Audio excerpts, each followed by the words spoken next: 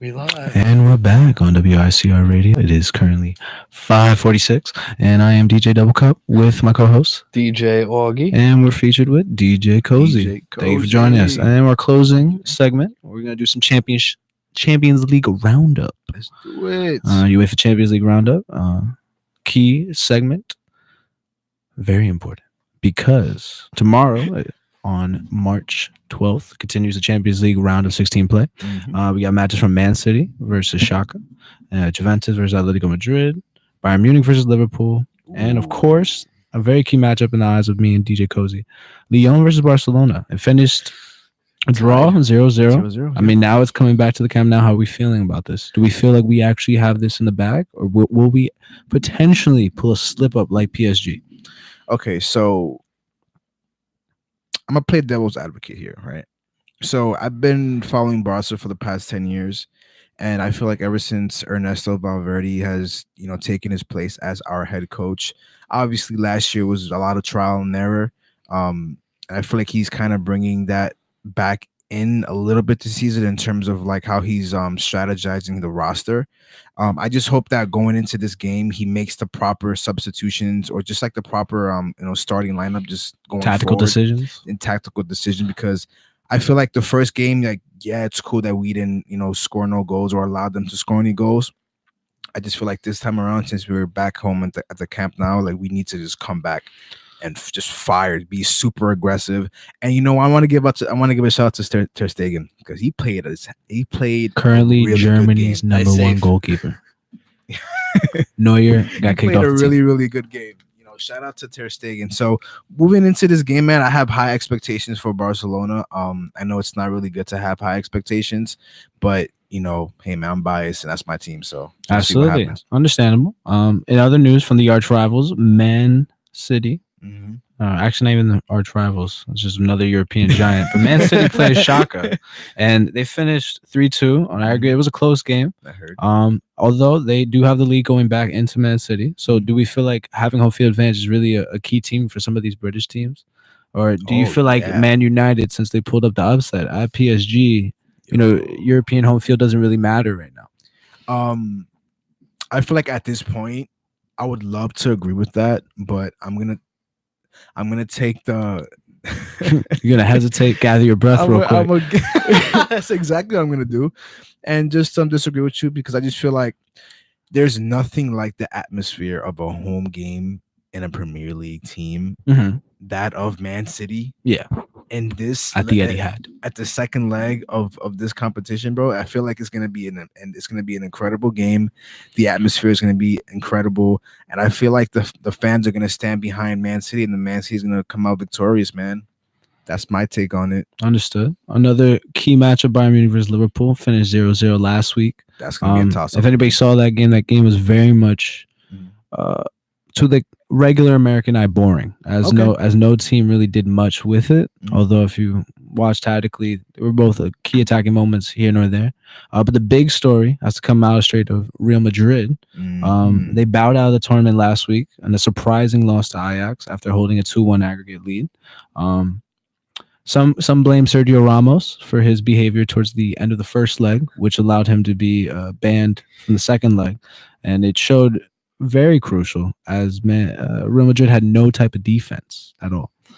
So do we feel like he is to blame for that, as well as, in addition, Real Madrid has signed or re-signed Zinedine Zidane after firing Solari earlier today?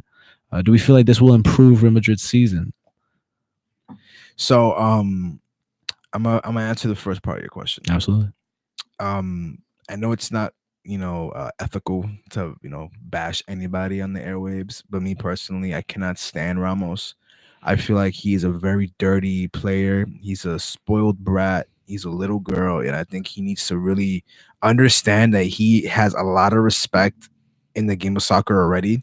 So there's not really much for you to prove in terms of you trying to be dirty. I think I read a stat somewhere where he has like the most yellow cards and red cards in the past like decade or something like that. I mean, it wouldn't be surprising as he's a regular in team sheets. So. And it's like, wait, we're on the back. Well, he's a regular starter, so Okay. it wouldn't be surprised if that record is for Champions League or for just games in general because he is a starter. Gotcha. So for me personally, I feel like Sergio Ramos needs to really wear that captain band correctly, and do what he has to do. I mean, But at this point, the season's over, yeah, and I heard that he wants to leave Real Madrid. which wouldn't be the first time because that's been a rumor for the past 5 years. So I mean, at this point, what's his name? Ronaldo made the move already. Marcelo will be making that move to Juventus this summer. So that'll be an interesting move if that does happen. Now, in terms of them sacking Solari and re-signing Zinedine Zidane, I don't know, man. I'm kind of confused about that decision because it's like you made the option, or he made the option to leave. Well, he made the option to walk away, and now he's coming back. So it's kind of like, why do you want to What's your incentive of coming back? Is it to kind of like rub it in Real Madrid's face, like, okay, listen, this is what you guys missed out on, so now I'm going to show you what you guys missed out on? Or is there a different take? Because I feel like at this point, Real Madrid needs to figure out what their game plan is moving forward, because it's clear that they've lost their. I would say that this season is definitely over. They got knocked out as well of the Copa del Rey last week by Barcelona, and then they basically are virtualistically, mathematically out of competing for La Liga title. So in all aspects, they're trying to qualify for Champions League play for the end of the season. I would assume that that's the goal for the end of the season, is just to qualify for Champions League play, try and finish second ahead of your other rival, Atletico Madrid. Which they have a really good team, man. Exactly. On them. I mean, I would say they're the sleeper in the Champions League, as Costa, people. Morata, Exactly. But in regards to the signing of Zidane, I mean, I don't look at it as much as a personal vendetta that Zidane had to go against Madrid's presidents, Perez, and all that. I feel like, if anything, he just needed to take the time off. Okay. He had coached already for them as an assistant for the past 5 years, and then to take charge of a team and lead them basically to 3 straight Champions League. Was it 3 or 2? Well, 2 under him. Okay. But the third, one of them, he was assistant manager for. Gotcha. So like, what he did for that team, who knows? But to then take over as a coach and not miss a step, was definitely important. I think, if anything, what hindered them was, I guess, just not preparing for the absence of Ronaldo and how much that would affect their style of play. Yeah, I feel like they put too much responsibility on Bale's and Benzema's plate. Like, they weren't ready for that. I don't know about Bale, because I feel like everybody on Madrid has basically have gone off that ship of having him on as a regular starter, since he is injury prone. But I think they were expecting way too much out of Asensio. And not putting that much responsibility on players like Isco or players like Modric for when, to elevate that play in the midfield. I'm sorry, but they did Isco dirty, bro. Exactly. I mean, Solari didn't even feel like Solari didn't even want to play him half the time. Yeah. But he's basically your best midfielder currently, aside from Modric and Cruz. But I mean, tactically wise, he's the most efficient on that midfielder play. But they also like to put him out on right winger, so because his speed. Yeah. So I mean, they play a very contradictory style of soccer versus the roster that they have and they put on play. So, I mean, I know that we talked about Barcelona's tactics earlier, and a lot. For me, if you watch the games, we play a very defensive style of football now. You force guys like Coutinho, guys like Messi to get all the way back and play defense, which then takes away from our counterattack, so that if we do get the ball on a fast transition, there's only Suarez up front. There's only maybe Ousmane Dembele up front when he starts. So it's limiting in the style of football, of exciting football. I understand that Valverde wants to just play as defensive minded as possible, so that we just don't concede.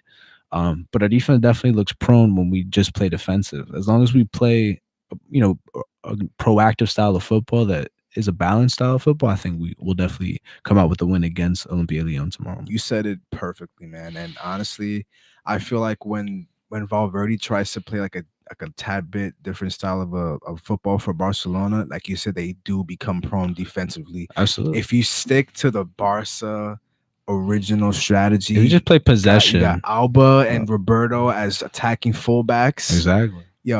With the midfield and obviously the core of the front line with Messi, Suarez, and Dembele and Coutinho. Mm-hmm. But here's my thing, right?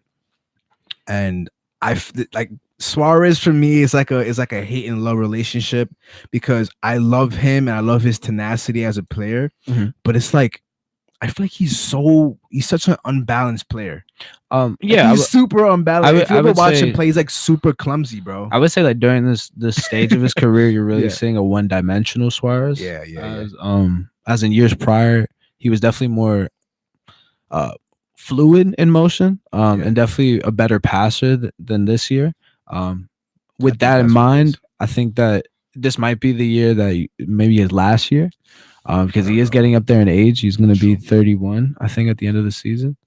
And not to say that is when a career dies, of course. but in all likelihood, Barcelona should probably start looking for that next key striker, as Messi is going to soon be out the door as well within the next 5 years. So, I mean, you make a lot of good valid points on that end. I just feel like where Barca went wrong this season was that yes, I'm happy that they finally picked up players, good enough players to come off the bench. That being of, Arthur, Vidal, Malcolm, who else they have on the bench? I mean, they have some academy players. Semedo, some academy players.